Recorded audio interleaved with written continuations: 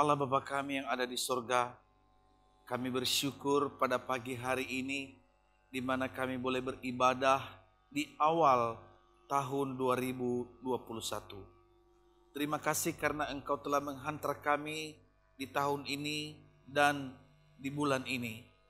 Kami akan mendengarkan firman Tuhan yang boleh menolong kami untuk boleh memasuki tahun ini dan memimpin dan menyertai kami.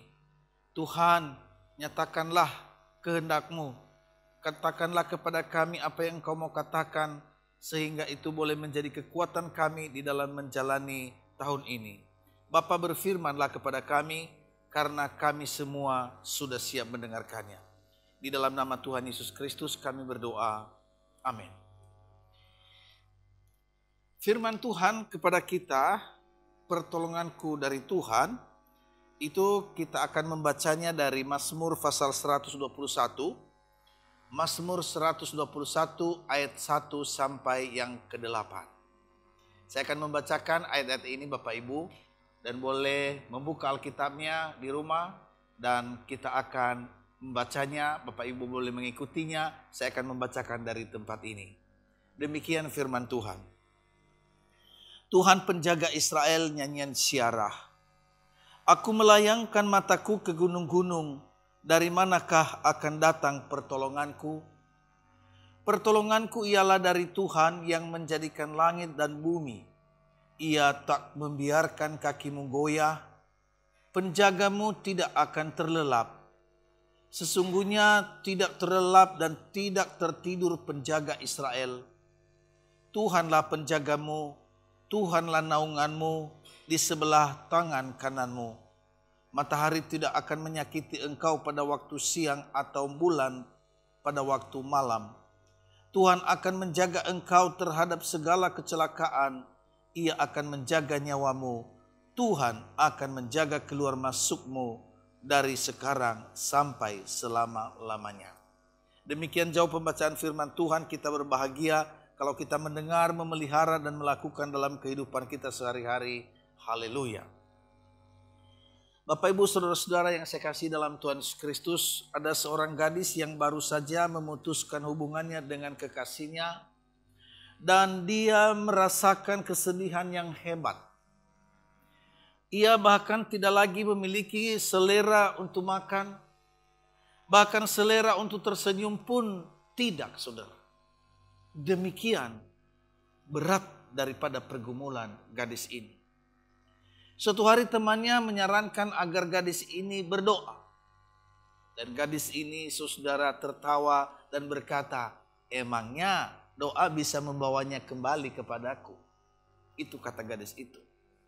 Namun karena terlalu lama berdiam atau terdiam dan kebingungan harus melakukan apa, gadis ini lalu berdoa. Keesokan harinya temannya menanyakan kepada gadis ini, apakah engkau sudah berdoa?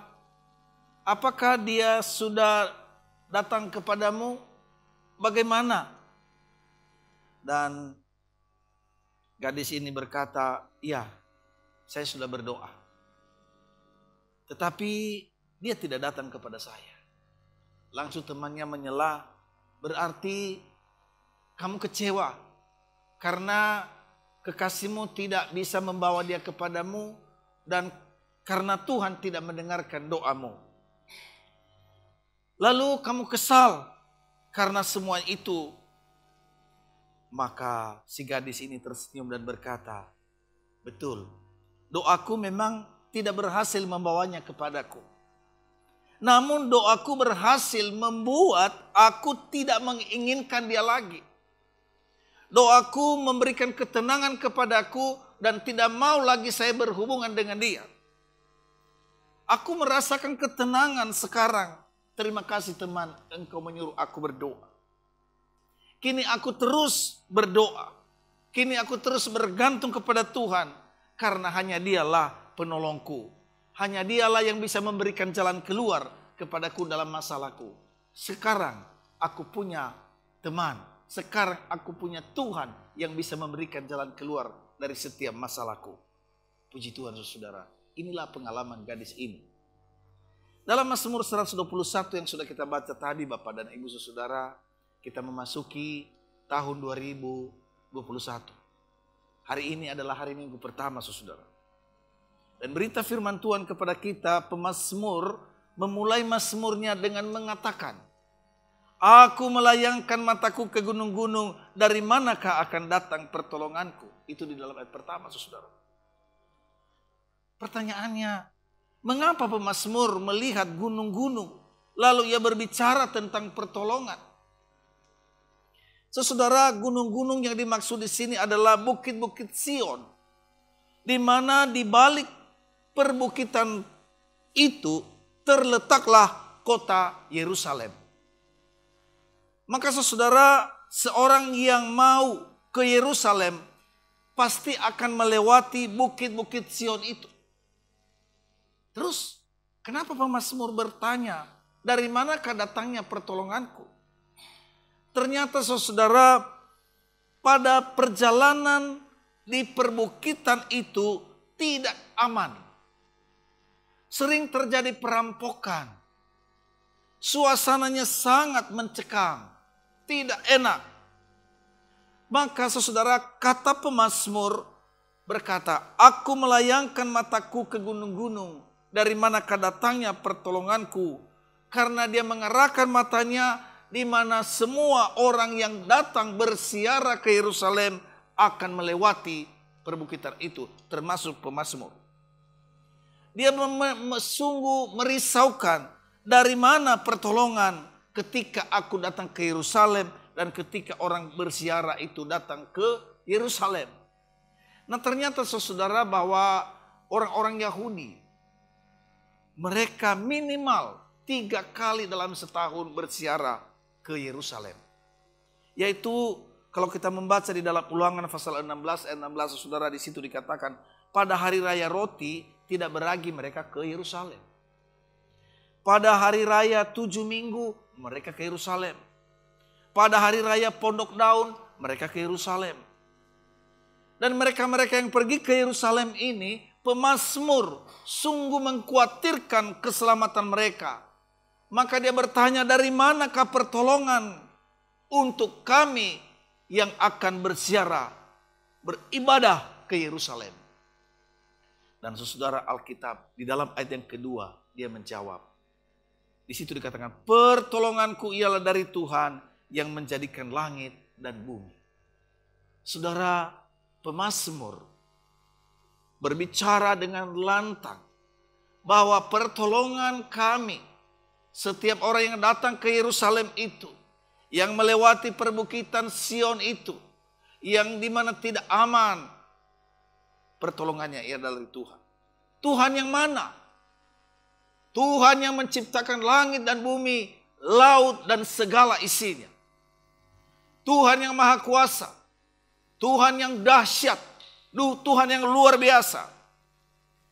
Jadi pemazmur mau mengatakan, kalau kita melihat dari ayat pertama sampai ayat ke-8 saudara, maka pemazmur berkata begini, di tengah berbagai kesulitan hidup, setiap orang yang percaya dapat hidup berkemenangan dengan mengandalkan Tuhan sebagai penolong.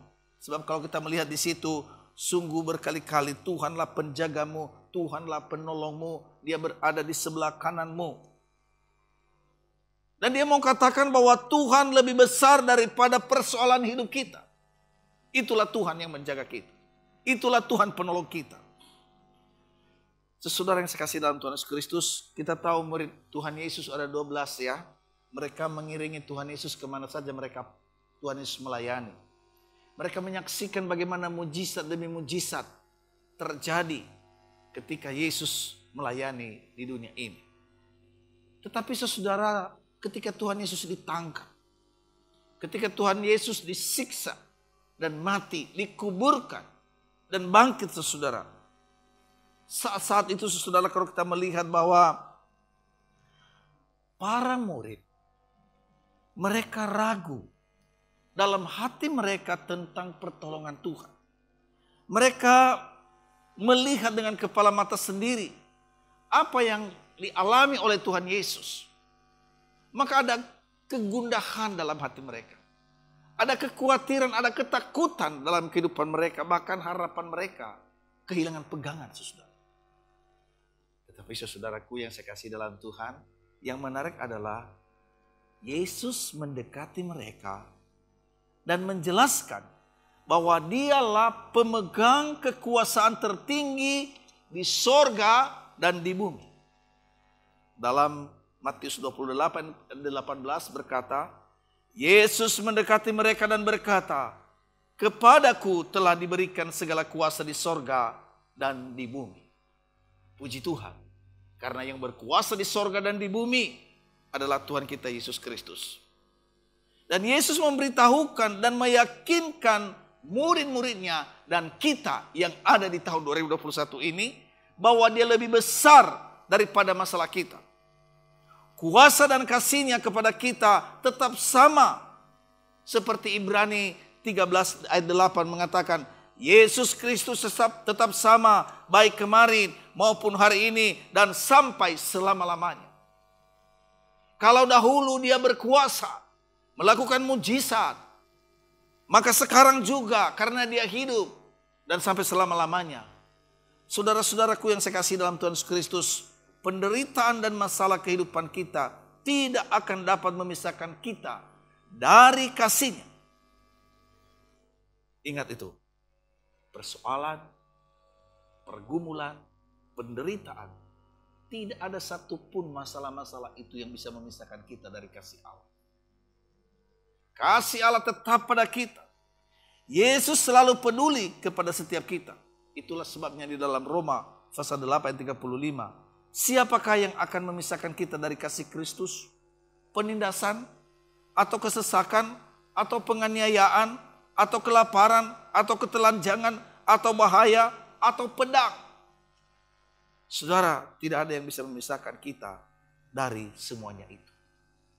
Maka saudara dalam Matius 28 ayat 20b di situ dikatakan, dan ketahuilah, aku menyertai kamu senantiasa sampai kepada akhir zaman. Saudara, kalau saya menerjemahkan ayat-ayat ini kepada kita, Yesus berkata kepada kita bahwa di tahun 2021 ini, dalam hidup kita tidak ada masalah yang tidak bisa kita lewati bersama dengan Tuhan. Artinya bahwa Tuhan menyertai kita. Dan penyertaan Tuhan itu memberi daya tahan bagi kita. Agar dapat menanggung masalah dalam hidup kita. Ingat itu. Kita bisa kuat. Daya tahan kita ada karena Tuhan bersama dengan kita. Oleh karena itu saudara, marilah kita bersandar kepada Tuhan. Pemazmur berkata, dari manakah datangnya pertolonganku? Dan dijawab dalam ayat kedua tadi, dari Tuhan yang menciptakan langit dan bumi, laut dan segala isinya. Puji Tuhan saudara. Saudara-saudaraku yang saya kasih dalam Tuhan Yesus Kristus, virus corona telah melanda seluruh dunia, termasuk negara kita Indonesia. Virus ini telah merusak berbagai sendi kehidupan manusia. Banyak juga yang kehilangan pekerjaan. Anak-anak harus belajar dari rumah. Mereka kehilangan kesempatan untuk bergaul dengan teman-teman sebaya mereka. Umat gelisah karena tidak bisa beribadah sebagaimana mestinya di rumah-rumah ibadah. Dilaporkan bahwa angka kekerasan dalam keluarga bahkan perceraian meningkat.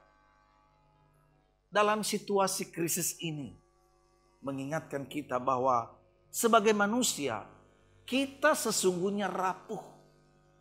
Baik secara psikis maupun secara fisik. Kita lemah. Kita tidak berdaya saudara. Dan pandemi ini sudah mengusik bahkan merusak banyak aspek dalam kehidupan kita.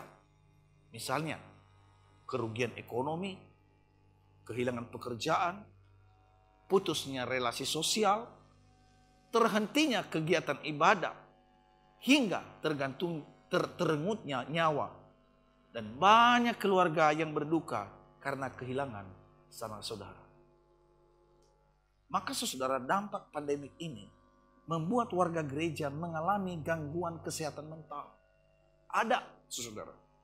Situasi seperti ini mungkin membuat kita menjerit kepada Tuhan. Berapa lama lagi Tuhan pandemi ini? Saudara, situasi ini tidak mudah. Mungkin ada di antara kita yang merasa Tuhan melupakan dan menyembunyikan wajahnya terhadap umat manusia. Termasuk kita, gereja Tuhan. Rasanya kita lebih mampu menanggung masalah bahkan penderitaan yang lebih besar jika kita tahu kapan itu berakhir masalah itu. Tapi ini kita tidak tahu kapan berakhirnya. Ya. Bagaimana kalau tidak berakhir? Itu pertanyaannya. Bagaimana kalau semuanya ini nanti menjadi begini dan berantakan? Kesulitan yang dihadapi di masa pandemi ini, saudara, rentan membuat pandangan rohani kita pun bisa kabur. Dan secara perlahan membuat kerohanian kita menjadi layu. Hati-hati saudara. Demikian hebatnya dasarnya pandemi ini. Tetapi berita gembira saudara bagi kita. Dalam memasuki tahun baru yang masih diselimuti pandemi ini. Meskipun hidup kita tidak mudah. Ingat. Allah tetap setia dan tidak pernah meninggalkan perbuatan tangannya. Dia tahu segala yang kita alami. Penderitaan dan kesedihan serta kesesakan kita dia tahu, saudara. Mengapa? Karena Yesus ketika dia datang ke dalam dunia ini, ia mengalami kemiskinan walaupun dia kaya. Ia menderita. Bahkan ia pernah dipermalukan. Bahkan dia menyerahkan semuanya kepada Tuhan. Ketika semuanya meninggalkan dia. Bahkan pernah dia berseru, Allahku, Allahku, mengapa engkau meninggalkan aku? Satu pergumulan yang dahsyat. Nah saudara, pribadi Kristus itu, yang pernah menderita itu, yang pernah mengalami semuanya itu, sekarang dia berdoa bagi kita, serta ikut menderita bersama kita di masa pandemi ini. Kita tidak sendiri. Tuhan sudah tahu itu. Dan kapan akan berhenti. Dia turun merasakan kelemahan kita. Maka saya mengakhiri khotbah ini, saudara. Dengan sebuah komitmen kita. Bahwa marilah kita. Dengan penuh keberanian. Menghampiri tahta kasih karunia. Supaya kita menerima rahmat. Dan menemukan kasih karunia untuk mendapatkan pertolongan kita pada waktunya. Dari manakah datang pertolonganku? Pertolonganku ialah dari Tuhan yang begitu peduli dan mengasihi kita.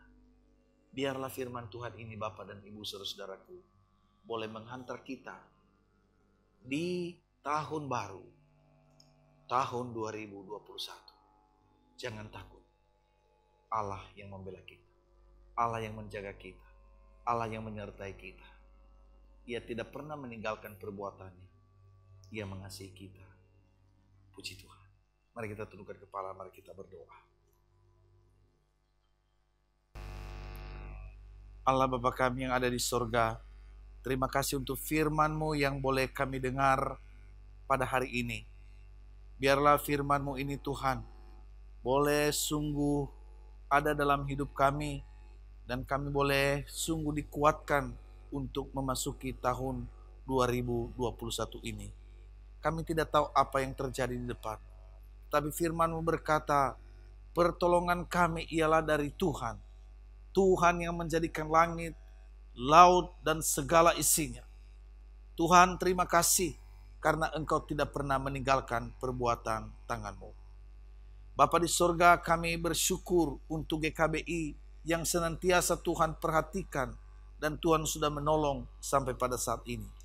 Kami doakan gereja kami Tuhan berkati dalam setiap pelayanan yang ada, walaupun sampai saat ini kami melakukannya secara online. Mohon Tuhan berkati, mohon Tuhan memberikan kasih dan anugerah-Mu kepada kami. Dan biarlah melalui pelayanan-pelayanan ini sungguh bisa menjawab kebutuhan jemaat kami. Dan mereka juga tetap memandang kepada Tuhan dan berharap kepada Tuhan saja. Bapa di surga, kami doakan untuk jemaat GKBI di dalam ekonomi, kesehatan, dan studi anak-anak dalam segala hal. Tuhan sendiri yang memberkati, Tuhan sendiri yang menolong dan memberikan yang terbaik bagi jemaat-Mu. Bapa, kami juga menyerahkan jemaat kami yang berulang tahun di bulan Desember ini sampai tanggal 3 Januari. Tuhan, kami doakan Bapak Yunus Gunawan, Bapak James Sutandi, Ibu Christina Linardi, Ibu Lilis Wijaya, Ibu Erni, Ibu Dewi Megawati Chandra, Saudari Heliana Kristianti, Saudara Benedik Ivan Wijaya, dan Ibu Yani Sunarwi. Kami menyerahkan mereka ke dalam tangan-Mu Tuhan satu persatu. Biarlah Engkau sendiri yang sudah menolong pada waktu lampau. Engkau sendiri juga yang akan menyertai dan memberkati pada hari-hari ke depan. Sehingga mereka boleh menikmati anugerah demi anugerah dalam kehidupan mereka. Bapa, kami doakan gereja-gereja Tuhan yang ada di kota Jakarta, di Indonesia, bahkan di seluruh dunia. Tuhan, Engkau sendiri yang menjaga, menyertai, dan memberikan berkat-Mu bagi anak-anak-Mu, sehingga kehidupan mereka juga boleh diliputi dengan kasih karunia dan anugerah Tuhan, dan mereka boleh memuliakan nama-Mu. Bapa, kami juga doakan pemerintah kami. Tuhan, tolonglah mereka di dalam menjalani segala program-program yang ada, bahkan dalam mengelola masalah-masalah, sehingga kami boleh keluar dari krisis yang ada.